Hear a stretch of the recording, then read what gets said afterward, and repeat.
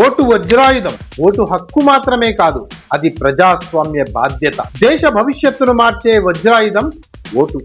నచ్చని ప్రభుత్వాన్ని 5 ఏళ్లకోసారి మార్చేందుకు, నమ్మిన పాలకుల్ని నిలబెట్టేందుకు రాజ్యాంగం భారత పౌరులకు ఇచ్చిన అధికారమే ఓటు హక్కు. కానీ ఓటు వేసేందుకు చాలా మంది ఆసక్తి చూపడం లేదు. నేనొక్కరిని ఓటు వేయకుంటే ఏమవుతుందిలే అనుకుంటే అసమర్థులు రాజ్యమేలుతారు. ఒక రైతు ఆశ, ఓ యువకుడి భవిష్యత్తు, ఓ మహిళా భద్రత, ఒక దేశ భవిష్యత్తు మార్చగల శక్తి ఓటుకు మాత్రమే ఉంది.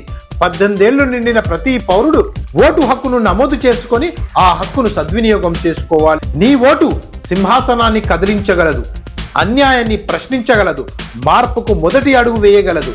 చరిత్రను తిరగరాయగల శక్తి ఒక్క ఓటుకు మాత్రమే ఉంది. కావున నీ విలువైన ఓటు భారత ప్రజాస్వామ్యాన్ని పటిష్టం చేయడానికి ప్రతి ఒక్కరం భాగ్యస్వాములం అవ్వాలి.